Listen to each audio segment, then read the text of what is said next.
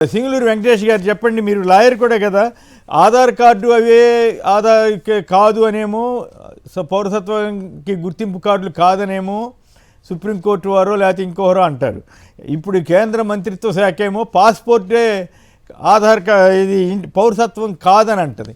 ఎంతవరకు కరెక్ట్ కేంద్ర ప్రభుత్వ వైఖరి? ఇప్పుడు మనందరికీ కోట్లాది మంది పాస్పోర్ట్లు ఉంటాయి, వాటి ఆధారంగానే కదా మన ఇండియన్ పౌరుడిగా గుర్తించే కదా ఇతర దేశాల వాళ్ళు అనుమతించేది. అలాంటిది పౌరసత్వం కాదని ఎట్లా చెబుతుంది కేంద్రం? చాలామంది విమర్శలు చేస్తున్నారు ఈ విషయంలో.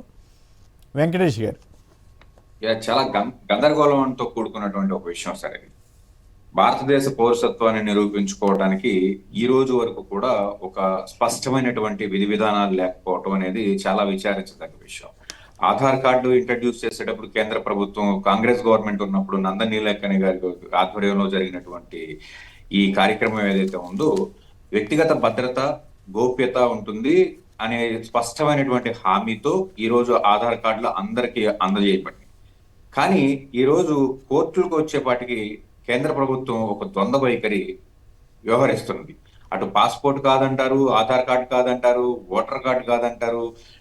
ప్రభుత్వం యొక్క పౌరసత్వాన్ని లేదా భారతదేశ పౌరసత్వాన్ని ప్రజలు నిరూపించుకోవడానికి స్పష్టమైనటువంటి ఒక గుర్తింపు కార్డు ఏది అనేది ఈ రోజుకి కూడా కేంద్ర ప్రభుత్వం చెప్పలేకపోవడం అనేది చాలా విచారించదగ్గ విషయంగా మనందరం పరిగణించాలి. ముఖ్యంగా ప్రభుత్వ వ్యవస్థలు ఫెయిల్ అయినాయి. ఈ వ్యవస్థలు ఎలా ఫెయిల్ అయినాయి అంటే, కుప్పలుగా రోడ్ల మీద పడి ఉన్నటువంటి ఆధార్ కార్డులు, తర్వాత దేశం యొక్క బోర్డర్లో ఉండేటువంటి ఈ విపరీతమైనటువంటి మైగ్రేషన్స్ ఏవైతే జరుగుతున్నాయో, బంగ్లాదేశ్ నుంచి కానివ్వండి, మరొక చోట నుంచి కానివ్వండి, జరిగేటువంటి ఈ మైగ్రేషన్స్ ని కంట్రోల్ చేయలేకపోవడం కేంద్ర ప్రభుత్వం. అట్ ద సేమ్ టైం భారతదేశ పౌరులు కాని వారికి కూడా ఆధార్ కార్డులు క్రియేట్ అయినవి ఇచ్చారు అని చెప్పేసి అని బోగస్ ఆధార్ కార్డులను కొందరు సృష్టించడం, ఇటువంటివి కూడా కొంత నష్టం చేస్తున్నట్లు. ఎప్పుడైతే ప్రైవేటైజేషన్ కి మద్దతుగా ఆధార్ కార్డు ఇన్ఫర్మేషన్ ప్రైవేటు వ్యక్తుల చేతిలో పెట్టారో, ఆటోమేటిక్ గా ఈ ఆధార్ కార్డుకు ఉన్నటువంటి విలువ తగ్గిపోయిందని చెప్పేసి అని చెప్పాలి. ఒక మొబైల్ నెంబర్ కి మనం వెళ్ళి మన ఫోన్ నెంబర్ ఇస్తే ఎంటైర్ డేటా వాళ్ళ చేతిలో ఉంటుంది. సో ఖచ్చితంగా దీనికి ట్యాంపర్ చేయడానికి కానీ మరొకదానికి కానీ ఇక్కడ చాలా ప్రస్ఫుటంగా వాళ్ళందరి చేతిలోకి వెళ్ళిపోయినటువంటి ఈ క్రమంలో ప్రభుత్వం తప్పించుకుంటుంది.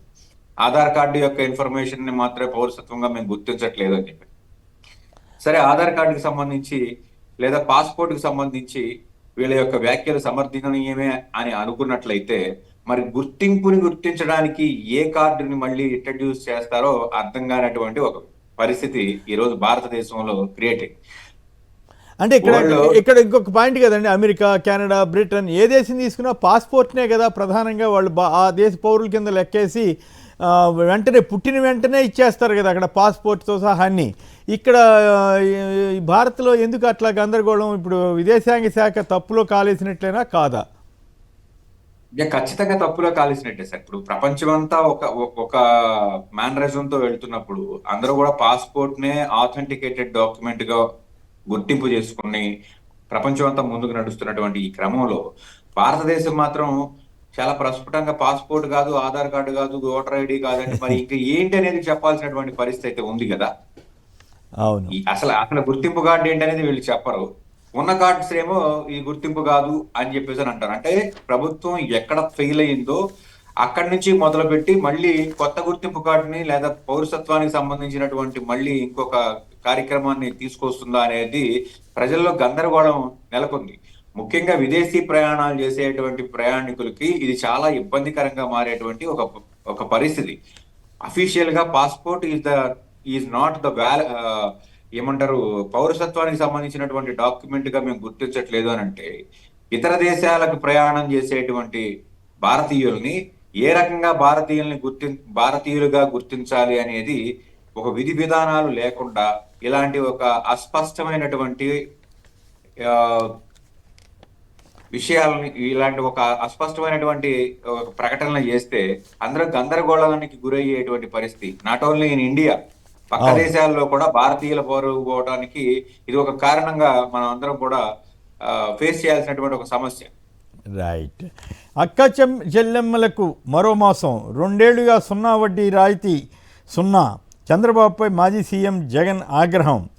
ఒక్కో స్వయం సహాయ బృందానికి 10 లక్షల వరకు వడ్డీ లేని రుణాలు ఇస్తామని హామీ ఇచ్చిన చంద్రబాబు ఆ హామీని తొంగలో తొక్కి 24-25లో వడ్డీ లేని రుణాలకు కేటాయింపులు 0 అంటూ జగన్ గారు మహిళలకి చంద్రబాబు గారి సర్కార్ ఏ రకమైన మోసం చేసిందో వివరిస్తూ ఆయన చేసిన వ్యాఖ్యపై మీరేమంటారు వెంకటేష్ గారు? సార్, ఇప్పుడు జగన్మోహన్ రెడ్డి గారు ఏ కార్యక్రమాన్ని పట్టుకుంటే ప్రభుత్వం ఆ కార్యక్రమాన్ని ముందుకు తీసుకెళ్లేటువంటి ఒక పరిస్థితి మనం చూస్తున్నాం రాష్ట్రంలో. సో నేనేమంటానంటే, జగన్మోహన్ రెడ్డి గారు ఇప్పటికే చాలా ఆలస్యం చేశారు. ఇది కనీసం 1 సంవత్సరం ముందు మాట్లాడాల్సినటువంటి విషయంగా నేనైతే అభివర్ణిస్తాను. ముఖ్యంగా ప్రభుత్వం తన యొక్క బాధ్యతల నుంచి, లేకపోతే తాను చేసినటువంటి హామీలకు దూరంగా వెళ్ళి ఈరోజు 2 సంవత్సరాల యొక్క పండగ చేసుకోండి, లేకపోతే 2.5 సంవత్సరాల పండగ చేసుకుందాం అని చెప్పేసి ప్రజలందరినీ కూడా ముందుకు తీసుకెళ్తున్నటువంటి ఒక వ్యవహారంలో ఏదైతే 2 ఏళ్ల పండగ కూడా వాయిదా వేశారంట కదా. ఇప్పుడు ఇంటింటికి తిరగాలని 25 నుంచి తిరుగుతారని అప్పట్లో ప్రకటించారు. సరే, ఇంకో 2-3 సభలు పెడతా ఉన్నారు, ఇంకా అవి పెట్టలేదు, మరి పెడతారో లేదో. ఇప్పుడు ఇంటింటికి తిరగడానికి కూడా భయపడుతున్నారు అని చెప్పి సోషల్ మీడియాలో ఒక కామెంట్ వచ్చింది. దాని తగ్గట్టుగానే ఇప్పుడు ఈ హామీలు అమలు చేయకపోవటం, రెండో వైపు ఈ కేసులు, ఇది లాకప్ డెత్లు, ఇవన్నీ కూడా ఒక్కసారి వచ్చేసరికి చంద్రబాబు గారు వ్యూహాత్మకంగా దాన్ని ప్రస్తుతానికైతే వాయిదా వేశారని అంటున్నారు వెంకటేష్ గారు. సార్, ఇప్పుడు ప్రభుత్వం లేకపోతే లా అండ్ ఆర్డర్ అన్ని కూడా ఫెయిల్ అయినటువంటి ఒక పరిస్థితి మనం స్పష్టంగా చూస్తున్నాం. రాష్ట్రంలో ఏదో ఒక లాకప్ డెత్ కాదు, సుమారుగా 2 లాకప్ డెత్లు, ఒక ప్రభుత్వం యొక్క స్పాన్సర్డ్ ఆత్మహత్య ఏంటి, ఇవన్నీ కూడా ప్రభుత్వం యొక్క పరువు తీసినటువంటి ఒక పరిస్థితి. అయితే ఈ కార్యక్రమాలన్నిటిని తొంగలో దొక్కడానికో లేకపోతే పక్కకు తీసుకెళ్ళడానికో ఐపీఎల్ అనో ఏపీఎల్ అనో ఏదో కొత్త కార్యక్రమాలు, వింత కార్యక్రమాలు చేస్తున్నటువంటి ఒక పరిస్థితి మనం చూస్తున్నాం. రాష్ట్రంలో ఇతర రాష్ట్రాల నుంచి సినిమా నటులను తీసుకురావటం, కొత్త అప్డేట్స్ ఇవ్వటం ఏదో చేస్తున్నారు, కానీ ప్రజలైతే దీని నుంచి డీవియేట్ అయ్యేటువంటి పరిస్థితి కనిపించట్లేదు. ఈ రోజు కూటమి ప్రభుత్వం అనగానే మా 15,000 ఎప్పుడు ఇస్తారు, మా 18,000 ఎప్పుడు ఇస్తారు అనేటువంటి ఒక కార్యక్రమాన్ని గట్టిగా నిలదీసేటువంటి ఒక పరిస్థితి ఈ రోజు ఆంధ్రప్రదేశ్ రాష్ట్రంలో మహిళలు అడగడానికి సిద్ధంగా ఉన్నారు. అదే అందులో భాగంగానే వడ్డీ రాయితీ కూడా ఇస్తామని డ్వాక్రా మహిళలకి ఎగ్గొట్టారనేది జగన్ గారి ఆరోపణ. ఎస్, ఇప్పుడు నాకు తెలిసి జగన్ గారు ఈ విషయంలో గట్టిగా అడిగారు కాబట్టి ఖచ్చితంగా ఒక వారం రోజుల నుంచి 4 రోజుల లోపల వడ్డీ ఇస్తారా, లేకపోతే దీని మీద స్పష్టమైనటువంటి ఒక ప్రకటన అయితే ప్రభుత్వం వైపు నుంచి ఖచ్చితంగా వచ్చి తీరుతుంది.